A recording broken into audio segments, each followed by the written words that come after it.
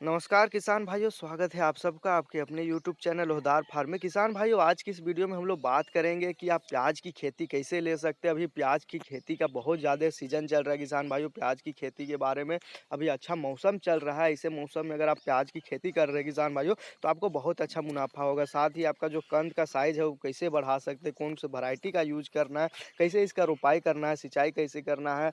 इसका सबसे मेन बात यही हो जाता है किसान भाइयों, इसका रोपाई का जो तरीका है वो सब जगह अलग-अलग होता है।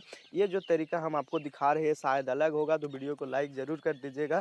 अगर आप चैनल में नए हैं तो चैनल को सब्सक्राइब ज़रूर कीजिएगा। किसान भाइयों, आपको बता दें कि ये जो प्याज का जो नर्सरी आप लोग देख सक रहे हैं, ये नासिक का लाल करके एक वैरायटी आता है हमारे क्षेत्र में, उसी का ये नर्सरी तैयार किया गया है किसान भाइयों। नर्सरी तैयार करने के बाद आपको हाइट देखिए, हाइट कुछ इस प्रकार से रहता है किसान भाइयों। इसका जो मोटाई रहता है, जो इसका पौधा से के रोपाई से पहले आपको जड़ को अच्छी तरीक़ा से सिंचाई कर लेना है अपना नर्सरी को, उसके बाद ही इसको उखाड़ना है। उखाड़ने के बाद आप लोग देख सकते हैं सारा मिट्टी झड़ गया किसान भाई। सारा मिट्टी झड़ जाने के बाद इसका जो ऊपर का जो साइज़ है वो आपको कटिंग किया हुआ जैसे दिख रहा है, तो ऊपर का साइज़ को कटिंग करके ही रोपा जाता है किसान भाइयों। आपको डायरेक्ट पौधा को उखाड़ करके डायरेक्ट आपका खेत में नहीं लगाना है। तो सबसे पहले बात करें किसान भाइयों, खेत को आपको 2 से 3 बार जुताई कर लेना है। में जो रासायनिक खाद देख रहे हैं किसान भाइयों, ये रासायनिक खाद में आपको 5 केजी डीएपी है, 5 केजी पोटाश है। ये कम एरिया के लिए किया गया है किसान भाइयों। अगर 1 एकड़ के हिसाब से कर रहे हैं तो आपको 15 केजी डीएपी और 15 केजी पोटाश और यूरिया आपको 10 केजी करके आपको डालना है। तो उसके बाद गोबर खाद में भी आप डाल सकते हैं किसान भाइयों। सब सारा खाद को मिक्स करके आपको इस प्रकार से नाली बना लेना है। जुताई करने के बाद नाली में आपको सारा खाद को आपको डाल देना है। डालने के बाद किसान भाइयों आपको सिंचाई कर देना है। सिंचाई करने के बाद ही आपको रोपाई करना है किसान भाइयों। ऐसे में क्या होता है कि ये जो प्याज का जो जड़ है किसान भाइयों, वो अंदर तक जाता है। अंदर तक जाने से किसान भाइयों इसका जो निकलने का जो संभावना हो जाता है किसान भाई, वो बहुत अधिक बढ़ जाता है।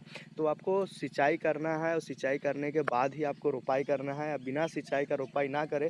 सबसे पहले तो खाद डाल दें, खाद डालने के बाद आपको सिंचाई करना है। सिंचाई करने से किसान भाइयों जो खाद है वो गल जाता है, जो मिट्टी है उसमें मिल जाता है। उसके बाद आप रोपाई कर रहे हैं तो आपका जो पौधा है, प्याज का जो पौधा है, वो डायरेक्ट खाद को खींच लेगा।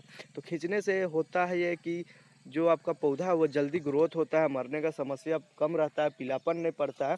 तो ऐसे आप कर सकते हैं, ऐसे करके आप रोपाई कर सकते हैं। रोपाई की दूरी आप लोग देख सकते हैं, जैसे जैसे आप रोपाई कर रहे हैं, नया मिट्टी है किसान भाइयों, तो उसमें सिंचाई करने के बाद तुरंत इसका पानी जो है वो अंदर चला जा रहा है। अंदर जाने से किसान भाइयों इसका जो रोपाई का जो तरीका है वो आपको दिखाते हैं। आप इस प्रकार से आप रोपाई कर सकते हैं। ये देखिए दूरी, कुछ इस प्रकार की दूरी में आपको रोपाई करना है। आपको दोनों साइड नहीं रोपाई करना है। दोनों साइड रोपाई करेंगे तो जब निराई गुड़ाई करेंगे उस टाइम में दिक्कत होता है। एक साइड का जो सारा पौधा है वो खत्म हो जाता है। तो इसका जो कंद है उसको बैठने भर का दूरी को आप लोग देखिए कितना, कौन सा वैरायटी है, कितना बड़ा बैठता है, तो उसी के आधार पर ही आपको रोपाई करना है। और मिट्टी की बात करें तो भुरभुरी और दोमट मिट्टी में आप इसका रोपाई कर सकते हैं। टाइट मिट्टी में ना करें। टाइट मिट्टी में करने से होता यह है कि आपका जो कंद का साइज है वो जल्दी अंदर नहीं जाता है, साइज भी कम हो जाता है। तो इस प्रकार से आप लोग कर सकते हैं। आप लोग देख सकते हैं कि सारा जो मिट्टी है उसको बहा करके ले आ रहा है, खाद को बहा करके ले आ रहा है और खाद तुरंत गल जाता है।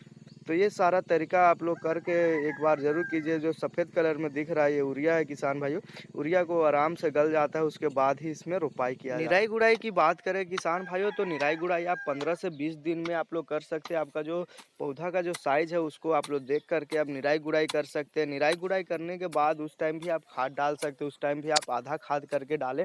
10 केजी डीएपी, 15 केजी पोटाश और 5 केजी यूरिया मिला करके आप डाल सकते हैं। उसके बाद आप निराई गुड़ाई करें और जितना भी आपका खरपतवार है उसको उसी टाइम में हटाएं।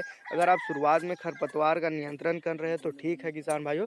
अगर नहीं कर पा रहे हैं तो आप निराई गुड़ाई के टाइम हटाएं। उससे होता यह है कि जब आपका निराई गुड़ाई करने के बाद आपका कंद का जो बैठने का जो टाइम आता है, उस टाइम अगर खरपतवार नहीं रहता है तो उसमें दाग नहीं पड़ता है और जल्दी खराब नहीं होता है। बात करें किसान भाइयों इसका हार्वेस्टिंग की, तो 3 महीना के बाद इसका हार्वेस्टिंग चालू हो जाता है। हार्वेस्टिंग आप ध्यान रखें, प्याज पक रहा है वही टाइम हार्वेस्टिंग करें।